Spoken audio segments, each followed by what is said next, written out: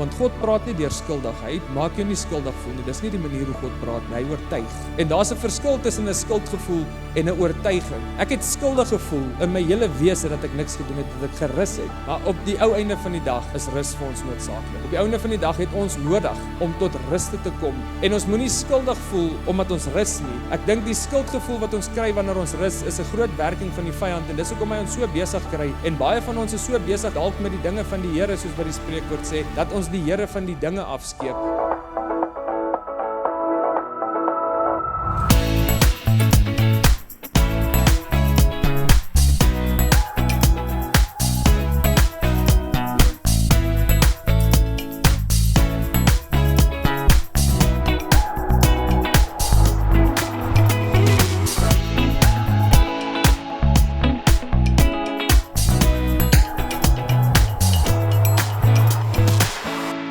Goeiedag en welkom by ons aanlyn boodskap. Dis vir ons so awesome dat jy inskakel en saam met ons groei en ek wil net vir jou sê, as jy ver vir ons is jy naby. Jy's nie net 'n persoon op 'n skerm nie, jy is werklik deel van ons gemeente. En ek wil graag net 'n getuienis of twee met jou deel met 'n paar mense wat die laaste ruk wat ons met te doen het, wat deel is van ons aanlyn gemeenskap en van hulle kyk nou vandag hierdie boodskap.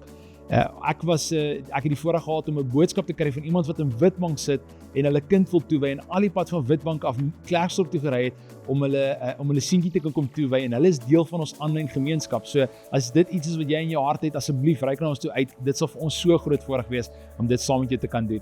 Maar saam met dit het ek die voorreg gehad om hierdie naweek wat verby is by 'n koffie expo in Johannesburg te wees. En terwyl ek besig was om koffie te maak, dit is my hobby en ek was besig om koffie te maak vir mense en die mense agter die skerms, agter die koffiemasjien sê, dis ons pastoor hierdie. En ek kyk op en ek ken hierdie mense van geen kant af nie en hulle stel hulle self toe aan my voor en sê, hoorie so, jy ken ons nie, maar ons kyk elke liewe Sondag hier uit Johannesburg uit, kyk ons julle preke en ons is deel van die aanlyn familie. En so dis vir my ongelooflik om te sien die impak wat ons aanlyn dienste het in Johannesburg, 50 km aan die kant Botawil met mense wat 'n rivierhuis daar het en 'n rivierbesigheid het vir visvang. En hulle elke liewe Sondag kyk hierdie mense ons boodskap en jy is een van daai mense. En so ek wil vir jou sê, dit is vir ons 'n voorreg om jou deel te hê van ons gemeente. En as enigiets is wat jy gebed voor nodig het of enigiets wat jy meer van wil weet, stuur vir ons 'n boodskap en ons sal na jou toe terugkom want jy is vir ons belangrik. En dan saam met dit, ons wil graag hê jy moet die preek saam met ons volg. So in die beskrywing van hierdie video kan jy op YouTube gaan klik en daar sal die link wees wat jy kan klik wat jou vat na 'n plek toe wat jy vandag se notas saam met ons kan volg en dan groei jy saam met ons. Dankie dat jy deel is en geniet die preek. Ons familie, ek het 'n boodskap vanoggend, maar voordat ek met my boodskap kan begin, dink ek moet ek eers net bely. En want ek weet as daar een ding is waarmee Jesus nie tevrede is nie, is dit met 'n hipokrit. Is dit met een wat hy inteendeel spreek die fariseërs aan in die woord en hy sê vir hulle, julle sit swaar laste op my mense wat julle self nie eens kan hanteer nie, wat julle self nie eens kan doen nie, sit julle op my mense. So net voordat ek preek vanoggend, wil ek net vir julle sê, dit waaroor ek preek vanoggend is iets waarmee ek self sukkel. Is iets waarmee ek self struggle. Ek het dit nog nie bemeester nie. Ek is nie hier voor julle en ek's 'n prou vanoggend nie. Toe ek my preek voorbereiding gedoen het, toe voel ek hoe die Here heel eers met my praat. Toe voel ek hoe hy heel eers in my hart inspreek. So asseblief moenie voel enigstens vandag ek trap op tone of ek brand vingers of ek doen enigiets nie. Ek doen wat die Here op my hart gelê het om te doen vanoggend en soos ek sê, ek voel ek het al reeds vir myself gepreek, maar soos wat ek preek vanoggend gaan ek dalk aanhou om vir myself te preek. Maar ons praat vandag en ons begin eintlik 'n mini so 3 weke reeks oor rus en Sabbat. Nou rus vir my kom nie natuurlik nie. Dit is nie vir my iets wat, dis regtig nie iets wat natuurlik kom vir my nie. Ek rus nie maklik nie. Dis vir my moeilik om net te rus en te sit en net te rus. Dis vir my regtig moeilik. Ek het groot geword in 'n huis waar my pa werk omtrent, hy's nou nog werk omtrent elke dag van sy lewe. Hy werk lang ure op die myn, hy werk hard. Ek het in daai huis groot geword. My broers, almal van hulle is harde werkers. Hulle dis graaf die heeltyd. So dis vir my 'n moeilike konsep ook is rus. En ek kyk baie keer na mense en dink ek nee, dis dalk lui, dis dalk nie rus nie.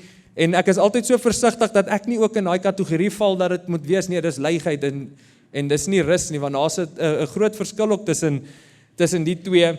Nou ek weet, ek en my broer, my oudste broer het altyd vir mekaar gesê toe ek nog op die myn gewerk het, as 'n ou moeg is en jy moet gaan werk, dan sê ons nee, werk maak sterk. En dan het ons dit gedoen en ons het gaan doen wat gedoen moet word, want die potte moet prit, ons moet eet, daar moet kos op die tafel kom, ons moet ons geld verdien, by die aangesig van ons sweet sal ons geld verdien, so ons moet werk, ons weet dit, ons moet werk, maar ek dink daar's 'n ongesonde kant ook om die hele tyd te moet werk. Ek dink, ons kan dit partykeer tot in die ekstreem vat, en ek dink ek is baie keer skuldig, ek was in die verlede 100% ook baie keer skuldig daaroor. Nou so 2-3 jaar terug, kry ek myself op 'n plek, toe is ek nou al uit die myn uit, ek is in die bediening, ek werk by die kerk, en so 2-3 jaar terug, ons by die kerk het gewoonlik op Vrydag is ons af, en ek kry myself een Vrydagoggend, en ek het niks om te doen nie.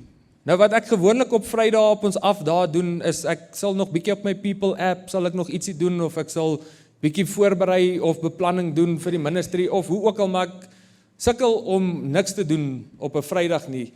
En so 2-3 jaar terug, kom ek op 'n plek waar een Vrydag het ek nie regtig iets om te doen nie. En ek besluit toe die dag, okay, ek gaan niks doen nie. Ek gaan nie iets gaan soek om te doen nie, ek gaan net mooi niks doen nie. En ek het daai dag net mooi niks gedoen nie. Ek het net niks gedoen nie.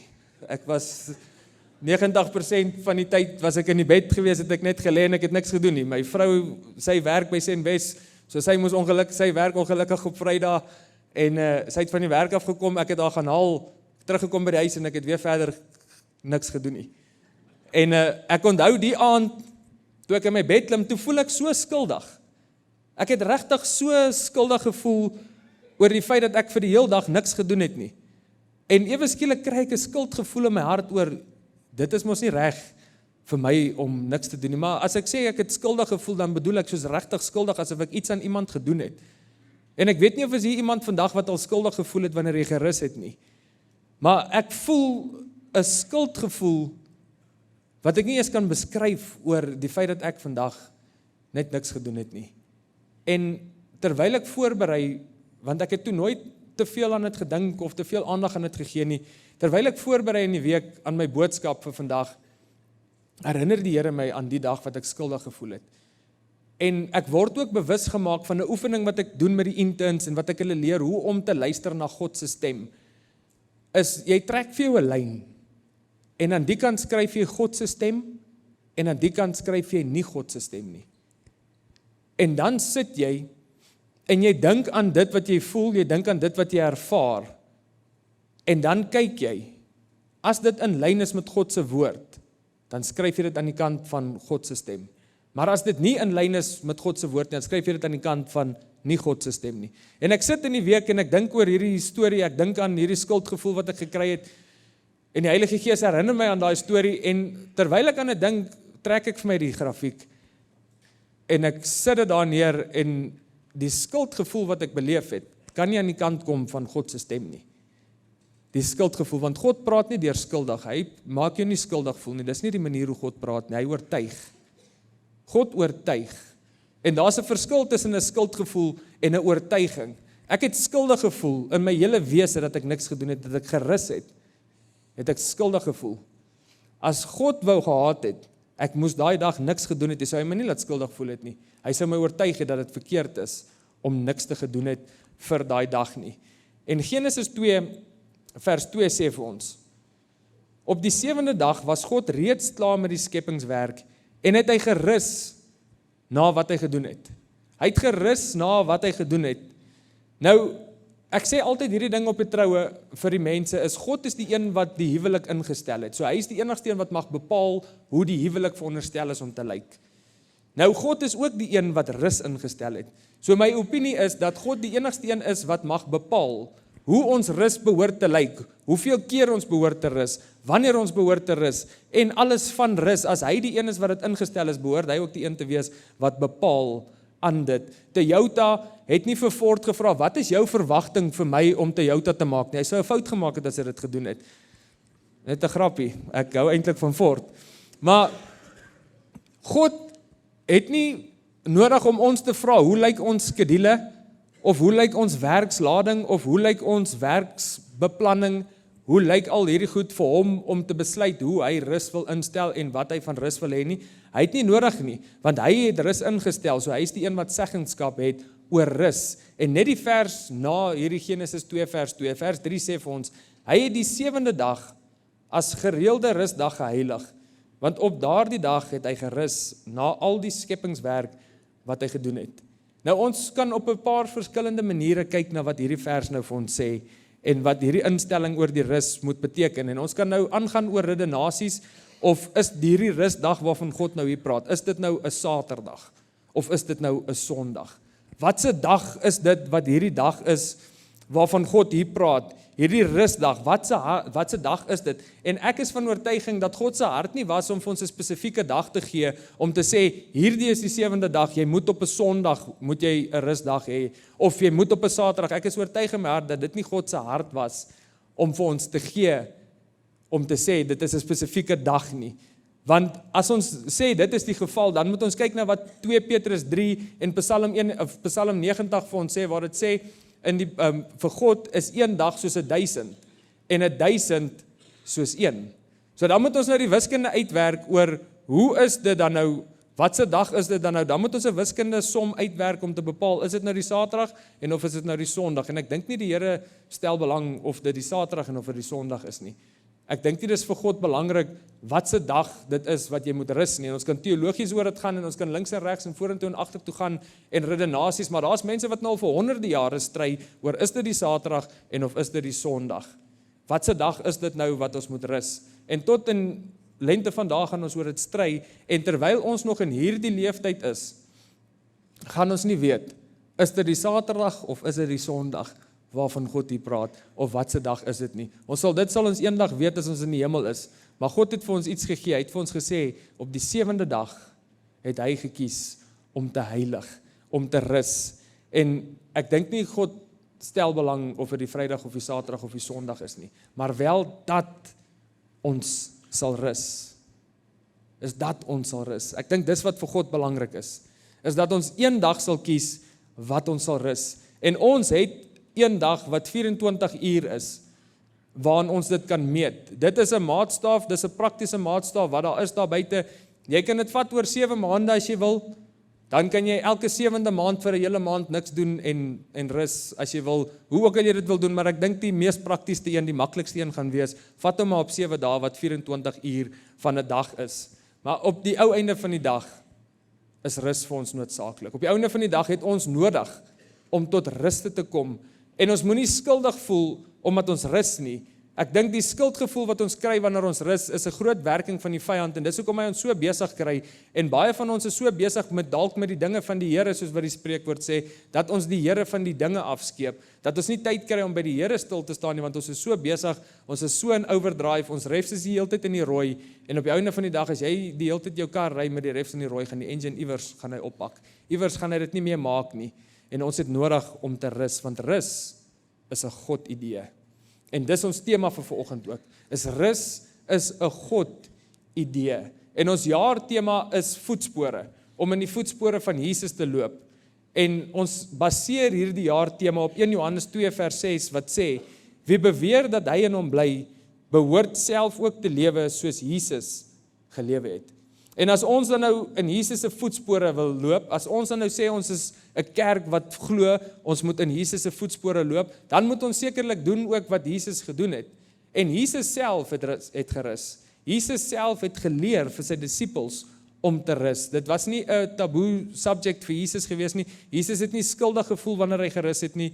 Jesus het gerus. En hy het sy disippels ook geleer om ook te rus. Markus 6 vers 31 tot 32 sê vir ons, daar was baie mense wat gedurig gekom en gegaan het, sodat Jesus en sy disippels selfs nie 'n kans gehad het om iets te eet nie. Hy sê toe vir hulle, kom julle alleen saam na 'n stil plek toe en rus 'n bietjie. Hulle het met 'n skei na 'n stil plek toe vertrek, waar hulle alleen kon wees. Jesus en sy disippels kry hulle self op 'n plek waar hulle so besig is, dat daar amper nie eens tyd is vir hulle om te kan eet nie.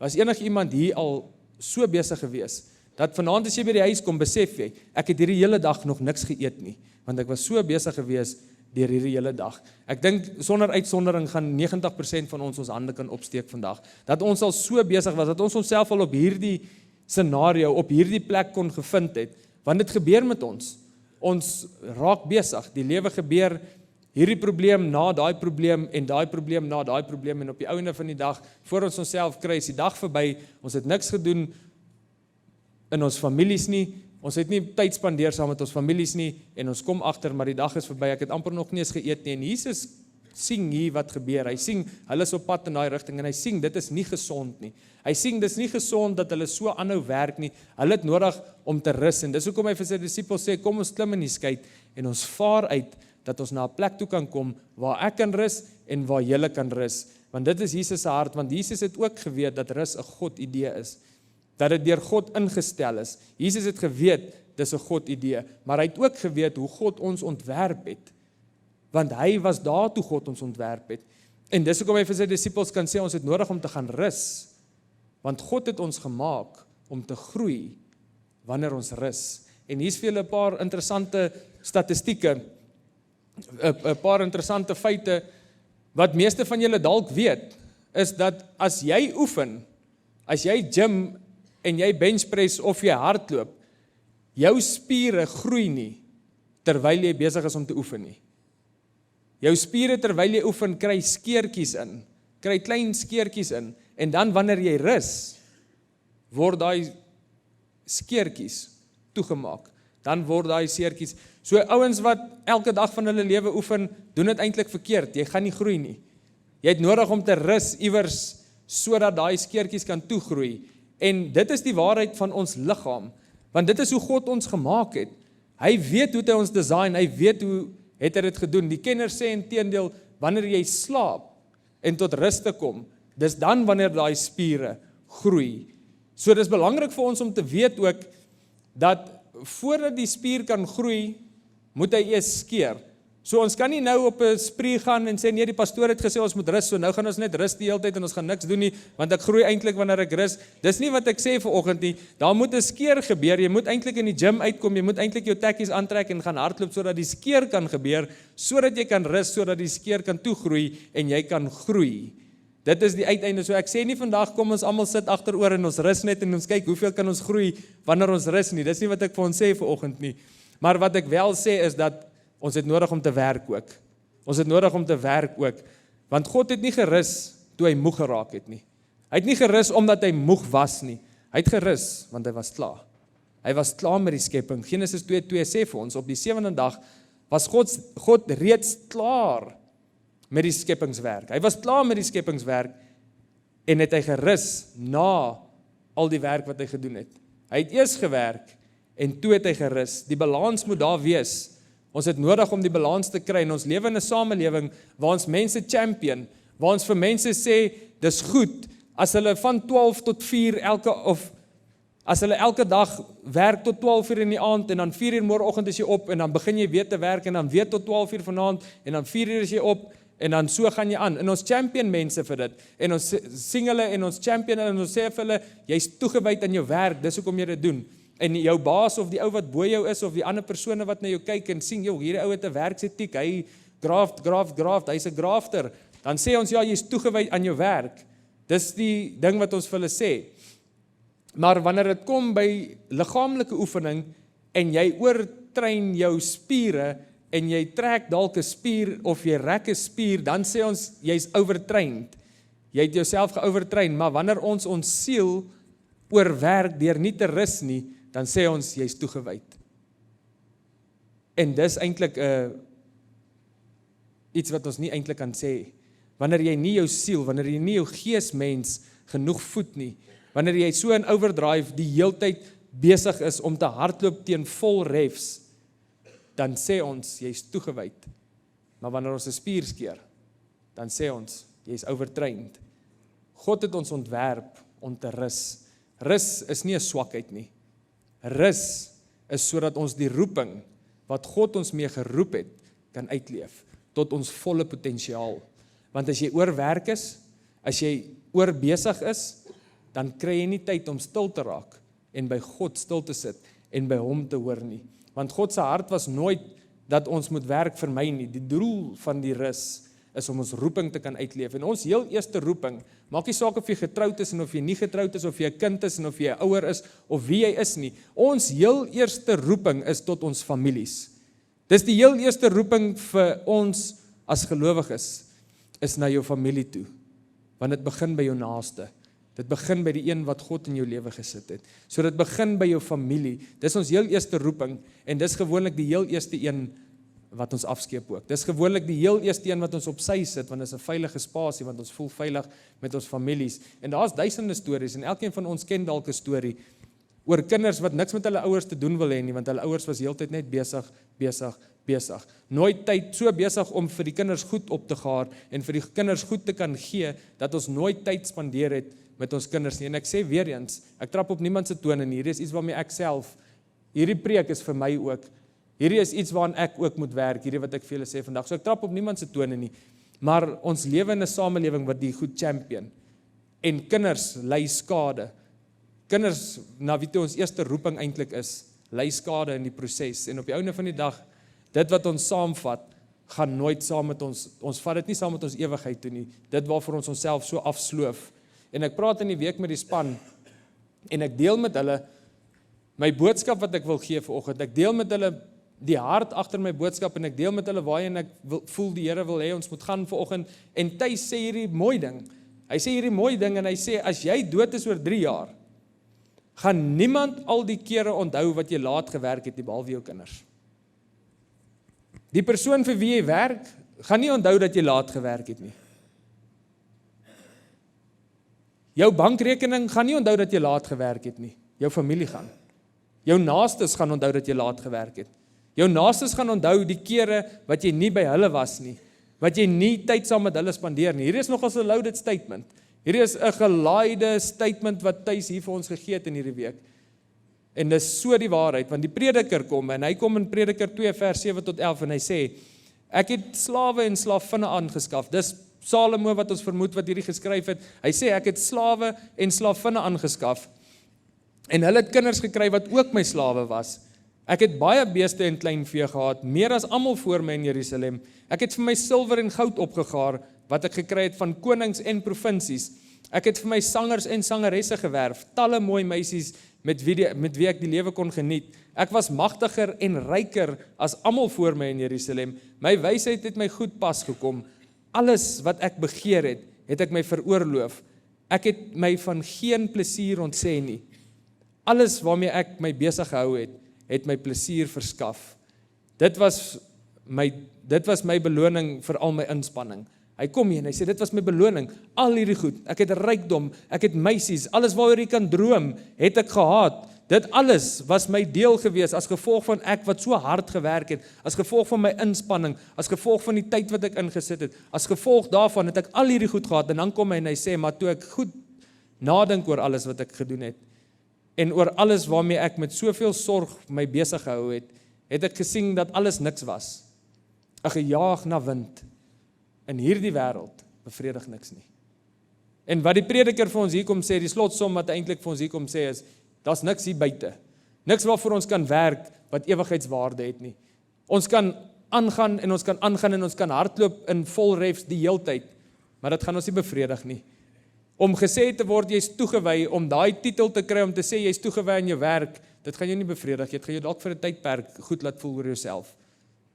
Maar iewers along the line, iewers op die ou ende gaan jy agterkom. Dis eintlik net 'n gejaag na wind. En die prediker gebruik hierdie voorbeeld om te sê dis 'n gejaag na wind, want wind kan jy voel. Jy kan voel wanneer die wind oor jou blaas. Jy kan dit voel, maar jy kan daai wind nie vasgryp nie. Ek weet nie of is enige iemand hier wat al wind kon vasvang nie. Jy kan wind nie vasvang nie. Daar's geen ewigheid op dit nie. Jy kan probeer, maar jy gaan gryp na niks om te probeer om die wind. En hierdie afsloof, hierdie wat hy sê, hy homself voor afgesloof het om al hierdie goed bymekaar te maak, was soos om na niks te gryp nie. En dis wat die prediker vir ons sê. En daar was 'n tyd gewees toe ek op die myn gewerk het, waar ek hierdie titel wou gehad het.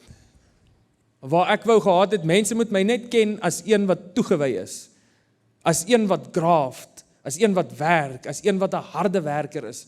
Dit het vir my baie gegaan oor 'n titel. Elke Sondag wat daar was, wat ons kon werk, het ek gewerk. Elke afsaterdag wat daar was, het ek gewerk. Ek was die eerste ou in my crew ondergrond gewees. Ek was baie keer die laaste ou in my crew wat uitgekom het ook ondergrond. Ek het gewerk, want dis wat ek geken het, en dis wat ek gedink het, my identiteit kan opbou, want ek het geld gejaag. sodat ek meer dinge kan hê. En ek kan vir julle met groot oortuiging vanoggend sê, saam met die prediker, dit was alles 'n gejaag na wind. Die dag toe ek bedank by die myn, toe het ek 50 dae verlof. As ek moes seer kry op die myn, het hulle die myn toegemaak. Want ek het 3 jaar se opgehoopte verlof gehad, wat ek nie gevat het nie. En 2 maande voor ek op die myn begin het, was ek op verlof gewees. En ek maak klaar 2 maande later met 50 dae se verlof. Ek het gewerk en ek het goed gejaag en ek het geld gejaag. So ek kan regtig vir julle met groot oortuiging vanoggend, soos die prediker sê, dit was alles 'n gejaag na wind. Daar het geen groei in my lewe plaasgevind terwyl ek so na wind gejaag het nie. Ek het 2018 begin om 'n pad saam met die Here te stap. En ek het begin kerk toe kom, maar ek was nog steeds in daai overdrive mode. Ek was nog steeds in daai werk mode gewees. Ek het dit nog steeds gedoen 2018. En iewerste in 2018 kom die Here en hy forceer my tot rus. En ek sê nou die Here forceer my tot rus. Ek sê nie hy het my seer gemaak nie, maar ons is by Gold Reef City en ek spring op 'n trampolien en ek val op my enkel of ek land op my enkel en ek skeer al die ligamente in my regter enkel, almal van hulle af. En vir 2 maande is ek by die huis wat ek nie kan werk nie. Wat ek nie kan gaan ondergrond nie, wat ek nie kan gumboots aantrek nie, want my voet is 7 sizes groter opgeswel as wat hy gewoonlik is. En ek kan nie gaan werk nie, so ek is forceerd om nou by die huis te sit. So nou is ek by die huis. Maar in daai tyd wat my enkel se ligamente af was, in daai tyd wat ek kon op 'n plek kom waar ek tot ruste kon kom, waar ek tyd saam met die Here, ernstige tyd saam met die Here kon spandeer, in daai selfde tyd was die tyd wat ek tot bekering gekom het, dit was dieselfde tyd wat ek gedoop is.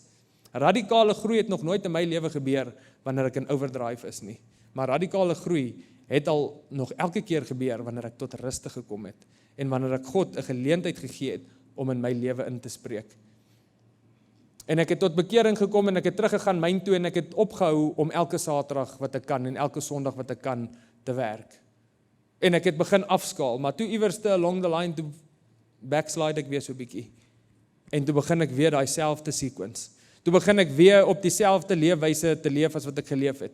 En ek jaag hierdie titel om te kan sê ek is toegewyd, ek is 'n toegewyde harde werker, ek is 'n grafter, want my grootste vrees, en vergewe my Afrikaans, was dat iemand moet sê ek is sleg. Dit was my grootste vrees gewees, ek wil net nie hê iemand moet dit van my sê nie. En ek het gewerk en ek het myself oorwerk, en 2022, Februarie maand, kry ek 'n liesbreek. En ek moet gaan vir die operasie, en weer eens, kan ek vir 2 maande nie ondergrond gaan nie. Want ek is in 'n herstel, in 'n recovery tyd, en in daai tyd kry ek tyd om by die Here te spandeer. En in daai tyd beleef ek hoe die Here my begin voorberei, dat my seisoen op die myn begin na einde toe kom.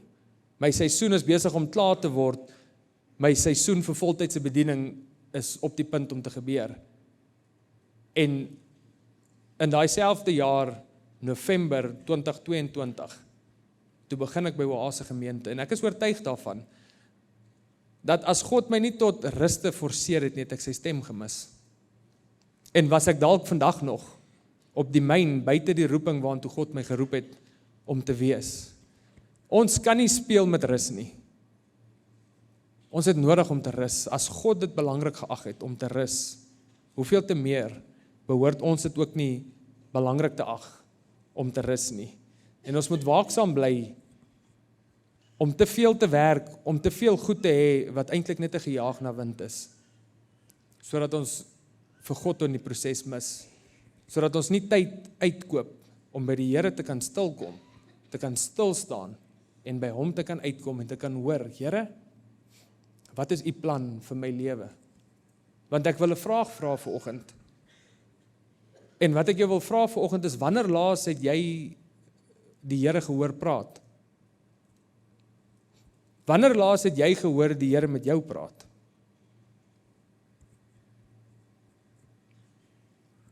Weet jy hoe klink God se stem? En met dit sê ek nie dat net wanneer ons rus ons God se stem kan hoor nie. Maar ek dink ons lewe in 'n samelewing waar overdrive die nuwe norm geword het. En omdat dit die nuwe norm geword het, het ons ook nie tyd en kry ons nie tyd om stil te raak en by God stil te sit om te hoor wat sy hart is vir ons nie. En as jou antwoord nee is, dat jy nie God se stem hoor nie, of dat jy nie weet hoe God se stem klink nie? As jou antwoord nee is op dit, kan ek vir jou nog steeds sê vanoggend, dis nie te laat nie. Dis nie te laat om vandag 'n keuse te maak en te sê, dat van hierdie punt af vorentoe, ek nie meer al hierdie goed gaan najag nie. En ek verstaan, almal van ons se skedules lyk anders. Almal van ons, ek is die laaste een om vir enige iemand te kan sê, jy moet rus. Ek is die laaste een wat dit kan sê. Maar ek kan vir jou sê met groot oortuiging, die groot wonderwerke, die groot revelations, wanneer jy kry, wanneer jy tot rus te kom, en wanneer jy jou skedule aanpas, om by God se design, by God se plan in te pas, en nie by jou eie plan, of by jou werk se plan nie. Want die oomblik as ons by God se plan begin inpas, dan begin ons groei te beleef. Dan begin ons beleef hoe die Here ons vat na plekke toe wat ons nie eens geweet het, hy ons heen kan vat nie. Maar ons het nodig om by sy tydlyn, en by dit wat hy ingestel het, en die reëls wat hy gegee het vir dit wat hy ingestel het, by dit te bly. En ek hoor in my gees hoe 'n klomp van julle is, wat nou sit, en dink aan daai vers wat die Here sê, maar wat as jou skaap in die put is? Dis 'n maklike vers wat ons gebruik as 'n backup om te sê, nee, maar my skaap is in die put. Is jou skaap werklik in die put? Is jou skaap werklik in die put? Of is dit 'n verskoning wat ons maklik gebruik, net om onsself te justify, om in overdrive te bly?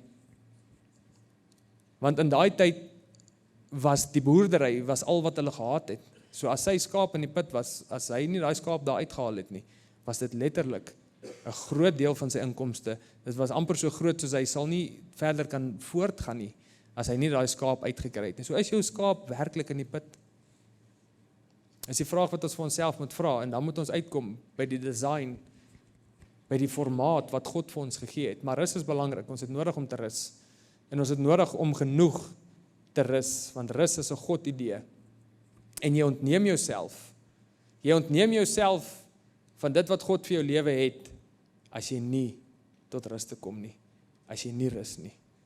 So hier's my uitdaging, vir elkeen van ons, my ingesluit. Een dag van jou week, een dag, gee dit vir die Here. Wy daai dag toe, en ek gaan nie werk doen wat ek elke dag doen nie. Hierdie dag is die dag wat ek die Here gaan soek. Hierdie dag is die dag wat ek gaan terugkyk op die werk wat ek gedoen het. Sodat ek kan krag hê om die werk wat ek moet doen vir die week wat kom, kan doen tot eer van God se naam, want ons kan nie werk tot eer van God se naam, as ons nie rus, soos wat God wil hê ons moet rus nie. Dan is ons besig om in wyn, dan is ons besig om te vergeefs te werk. So dis my uitdaging. Kies 'n dag, of dit jou maandag is, of dit jou sondag is, en ek dink vir die meeste van ons sal 'n sondag die beste werk, want dis wanneer die meeste plekke af is en toe is. Maar kies 'n dag om te rus, en kom tot ruste, sodat jy God se stem kan hoor, sodat God kan openbaar aan jou, dit wat hy wil hê, jy moet doen. So kom ons sluit ons oë, en dan wil ek vir ons bid, dat ons meer sal rus, en sal ophou skuldig voel, omdat ons rus. So Vader, dankie. Here, dankie dat U rus ingestel het.